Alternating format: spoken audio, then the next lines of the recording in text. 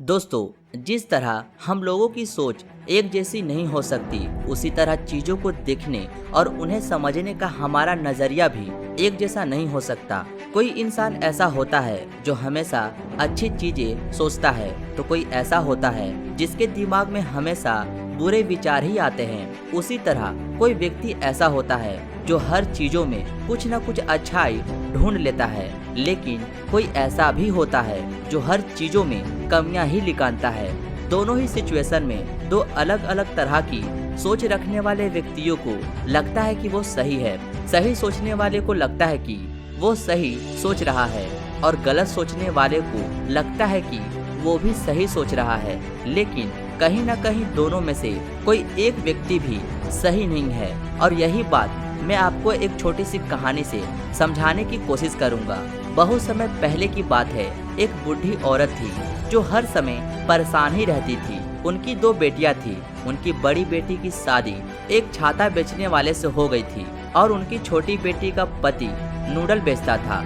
जब मौसम अच्छा और तेज धूप रहती तो वह ओल्ड लेडी इस बात से परेशान रहती थी कि मौसम बहुत अच्छा है और धूप भी तेज है और इस मौसम में कोई छाता नहीं खरीदेगा, और अगर लोग छाते नहीं खरीदेंगे तो मेरी बेटी का बिजनेस नहीं चलेगा। उन्हें अपना बिजनेस बंद करना पड़ा तो फिर क्या होगा। और इसी तरह जब मौसम बारिश का होता तो वो ये सोचने लगती कि मेरी छोटी बेटी की शादी एक नूडल बेचने वाले पति से हुई है।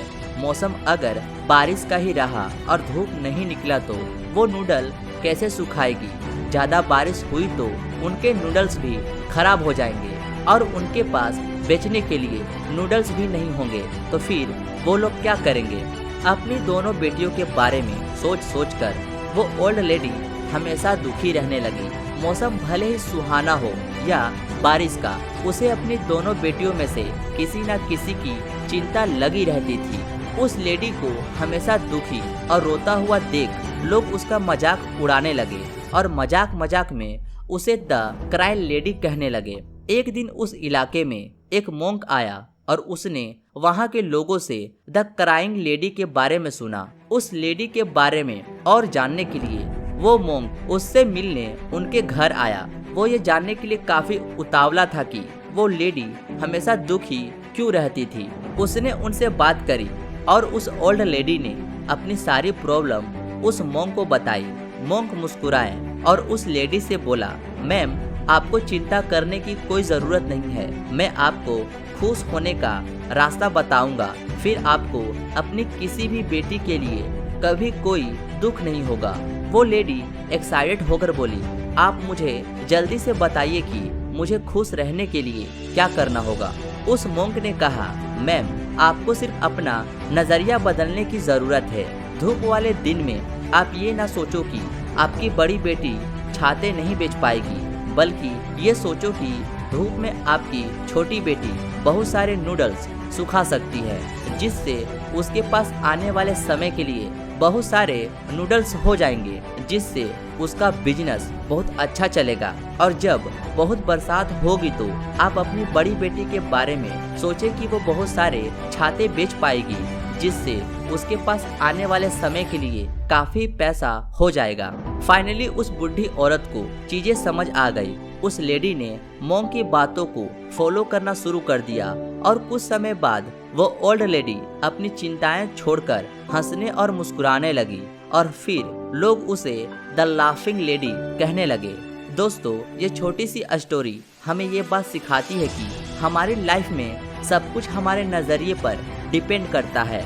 जिस तरह हर सिक्के के दो पहलू होते हैं, उसी तरह हर सिचुएशन को देखने का नज़रिया भी अलग होता है।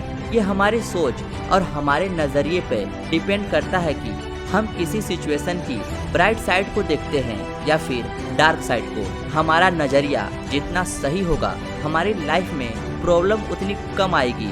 सही नज़रिया हमें लाइफ में खुश रहना सिखाती है। अगर हम सिर्फ अपनी प्रॉब्लम पर ही फोकस करेंगे तो हम कभी किसी भी चीज से खुद को खुश नहीं रख पाएंगे। सही नजरिया ही हमें सही राह पर लेकर जाता है। अगर हम चीजों को नेगेटिव नजरिया से देखेंगे तो हमें रिजल्ट भी नेगेटिव ही मिलेगा। और अगर हमारा नज़रिया पॉजिटिव होगा तो हम हर चीज़ों में अच्छाई देख पाएंगे और हर जगह अपॉर्चुनिटी ही दिखेगी। आप जैसा चश्मा लगाएंगे दुनिया आपको उसी तरह नजर आएगी, फिर चाहे वो चश्मा नेगेटिविटी का हो या फिर पॉजिटिविटी का हो। हम भले ही कैसे भी हों और कैसे भी सोच रखते हों, लेकिन अगर हमें खुद को बदलने की ज़रूरत है या फिर अपना नज़रिया बदलने की ज़रूरत है तो उस बदलाव को हमेशा एक्सेप्ट करना चाहिए। अभी तक हमने ज़िंदगी कैसी बिताई ये मायने नहीं रखता, पर आगे हम अपनी ज़िंदगी कैसे जिएंगे ये बहुत मायने रखता है। दोस्तों, ये छोटी सी कहानी आपको कैसी लगी कमेंट कर हमें ज़रूर बताएं।